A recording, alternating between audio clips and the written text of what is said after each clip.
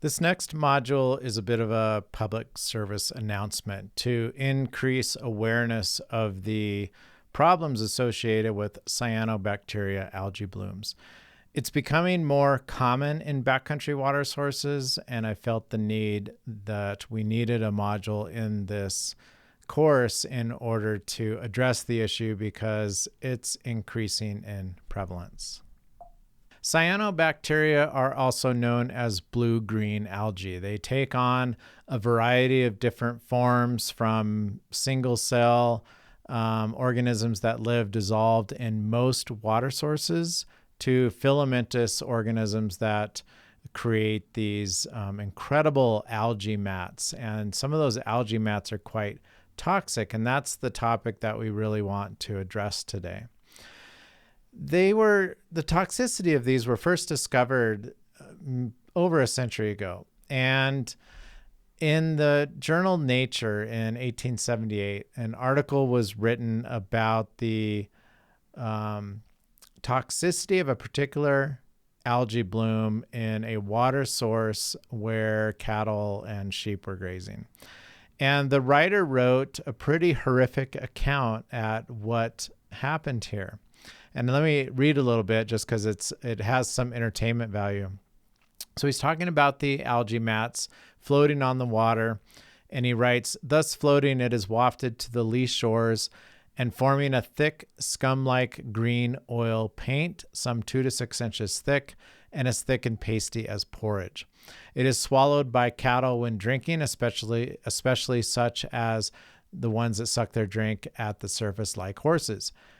The mat acts poisonously and rapidly causes death. Symptoms include stupor, unconsciousness, falling, convulsions, head and neck drawn back with spasms. And the time that this happens, with sheep, from 1 to 6 or 8 hours, 1 to 6 or 8 hours, horses, 8 to 24 hours, dogs, 4 to 5 hours, pigs, 3 to 4 hours. And all mammals are affected by the toxicity of these types of algae blooms, including humans. Cyanobacteria produce cyanotoxins, and there's a whole bunch of different molecular structures for cyanotoxins. But what we do know is that they cause both acute and chronic damage and can impact the skin, your liver, neurological functions, GI functions, and white matter in the brain. And they've even been linked to diseases such as ALS, Parkinson's, and Alzheimer's. We see higher incidence of these diseases in communities near water sources where cyanotoxins are produced on a regular basis. Toxic algae blooms caused by cyanobacteria occur most commonly in low elevation, stagnant water sources like nutrient-rich ponds. And this is why we may not be as aware of these in backcountry environments, because at high altitudes, they've been fairly rare. Unfortunately, that is changing. I'll get to the high altitude case studies in a second, but here's an overview of space of Lake Erie, one of the Great Lakes in the north central United States. And you can see the discoloration of the water here, especially along the northern shore. And you can really see that bright green algae mat floating in the lake. This is caused directly because of human activity. There's so much nutrients coming into the Great Lakes, and those nutrients are in the form of wastewater and stormwater, and they consist mainly of phosphorus and nitrogen. And so these nutrients create very favorable conditions for toxic algae blooms. So the scope of these in large water bodies, including the ocean, is quite vast. Now, here is a bay from, this is from a state park in Michigan on Lake Erie, or I don't know if it's in Michigan, but it's on Lake Erie.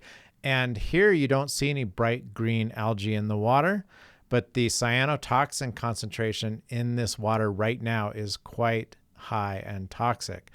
And I think the reason we can't see it is because the lake water is being disrupted and churned by wind and perhaps thermal gradients. And so you don't have this even mat that you see normally on pond water.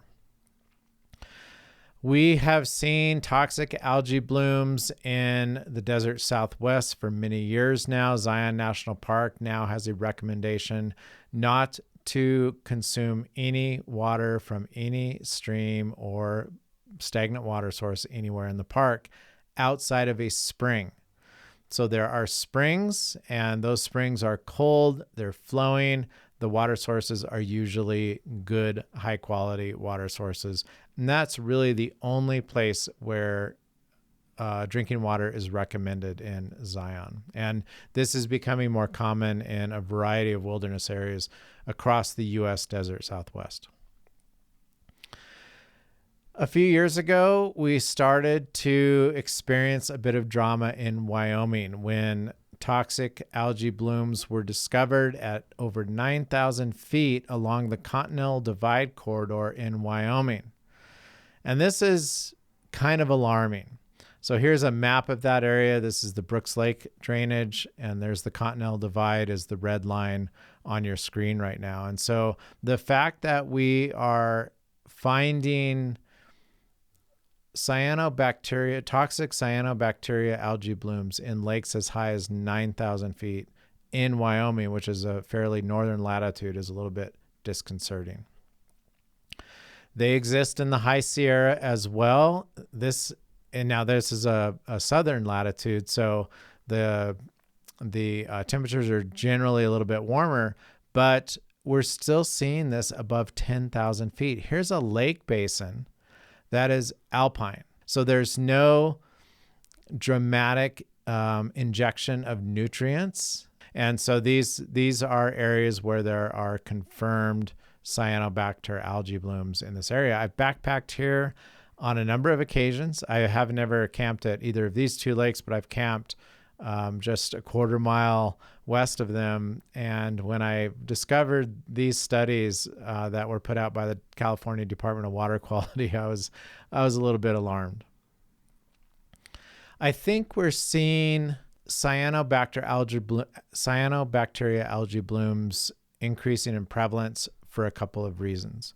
One, and I think the obvious one, is prevailing temperatures in alpine areas, at least in the United States, are getting a bit warmer.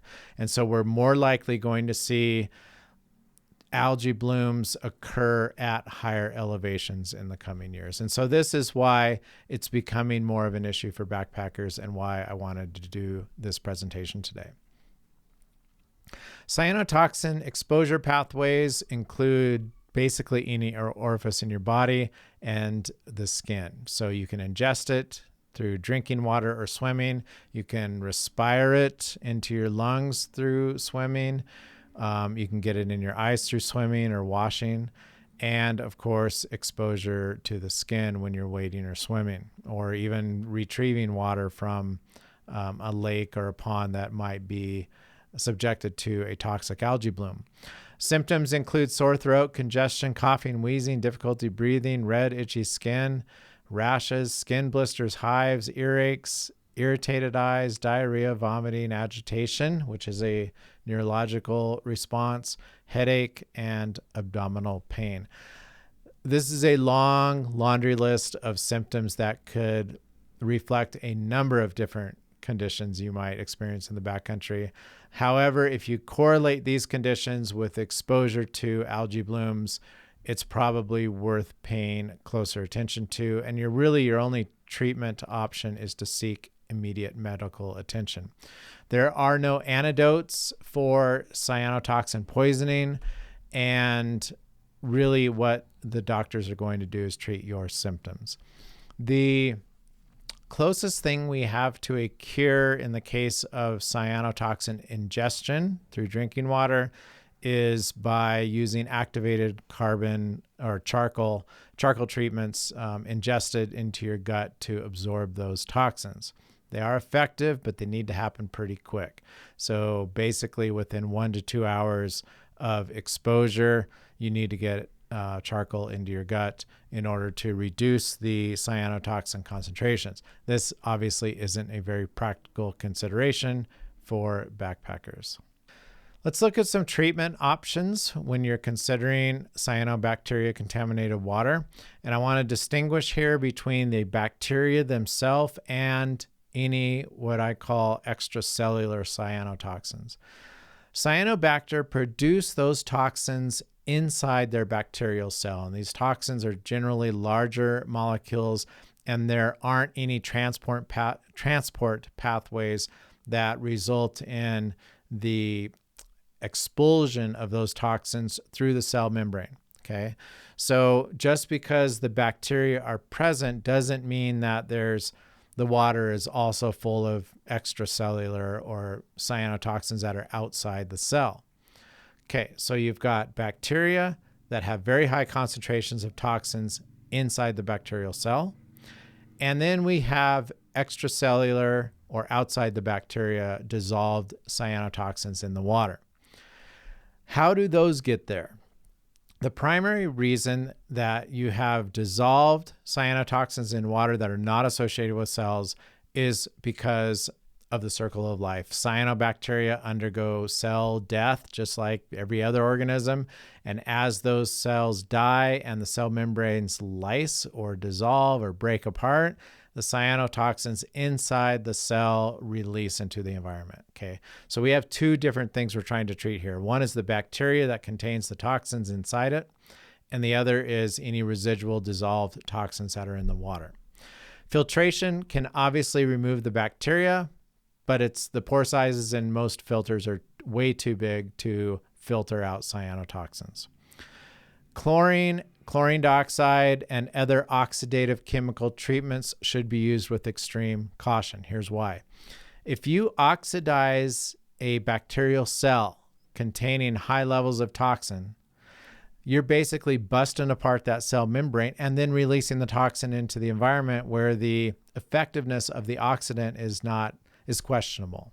So chlorine and chlorine dioxide at the concentrations we use to treat our drinking water, the concentrations are not high enough to effectively oxidize and neutralize the toxicity of cyanotoxins. You need much higher concentrations. Chlorine dioxide does have some efficacy in its ability to oxidize and neutralize cyanotoxins, but you have to use very, very high doses, far higher than what you're going to find in normal backcountry water treatment. Ultraviolet light acts the same way. Use it with caution, because what you're doing is you're oxidizing the cell membrane, breaking apart the cell, killing the cell, and then releasing the cyanotoxins into the water. And ultraviolet light has virtually no impact on the toxicity of extracellular cyanotoxins. The only treatment method that's really effective for extracellular cyanotoxins is activated carbon. These are organic compounds that tend to adsorb to carbon particles, and the adsorption to the carbon particles can remove those cyanotoxins, those chemicals, from the water. Unfortunately, activated carbon has mixed results on its ability to remove bacteria from water, because it really depends on the species of bacteria whether or not it sticks to activated carbon or not. So it's a dubious treatment method to use on its own. So let's talk about a couple of treatment warnings, and then we'll get into a strategy for treating water. The first one is that treatment methods that cause cell death or lysis, which is the dissolution of the cell membrane, will introduce intracellular cyanotoxins into your water. Okay, not great. And the second one is that oxidation of cyanotoxins by chemical methods or UV methods requires very high concentrations of oxidation chemicals, much higher than what we're going to use in normal backcountry water treatment. My recommendation for a treatment strategy for backpackers for waters that are contaminated with both cyanobacteria and cyanotoxins that might be dissolved in the water are, number one, filter the bacteria out first. Okay, get rid of any intracellular cyanotoxins that are associated with bacterial cells. The second stage would be to capture and remove residual dissolved extracellular cyanotoxins, and I'd recommend activated carbon for that. So a two-stage filter like the HydroBlue VersaFlow that has the activated carbon option that you can screw together is a fantastic way to easily provide a two-stage filtration process that can capture both cyanobacteria and cyanotoxins. I want to close with a few cautionary measures if you are traveling in an area where you're worried about this. Number one, contact land management agencies ahead of time to identify probable or known locations of toxic algae blooms. That's number one. Number two, don't filter from sources where you see active, visible algae blooms on the water. And number three, if you do have to use that type of water source, do your best to collect clarified water away from the bloom area.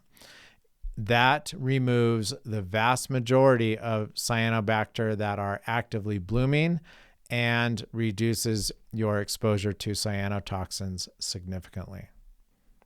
And then some final thoughts. Number one is algae is not the same as water mosses or other aquatic plants. Know the difference. The primary thing with algae is that it looks almost like paint, a paint slick sitting on the water. And they can be mats. They can be several centimeters thick. But if you were to pick up some of the algae, which I don't commonly recommend, but if you were to pick it up and put it in your hand, it would disperse into really tiny, tiny particles. Aquatic plants and water mosses look like plants. Okay, so there is a difference, and often water mosses are symptomatic of oxygen-rich sources, where algae blooms are symptomatic of oxygen-poor sources. Number two is that not all algae blooms are toxic. So just because the water source has an algae bloom in it does not mean it is produced by toxic cyanobacteria.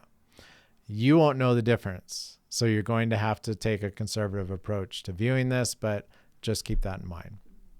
Number three, not all toxic algae blooms are visible, especially in larger lakes where there's a lot of turnover due to wind or thermoclines in the lake that cause currents vertically through the water column.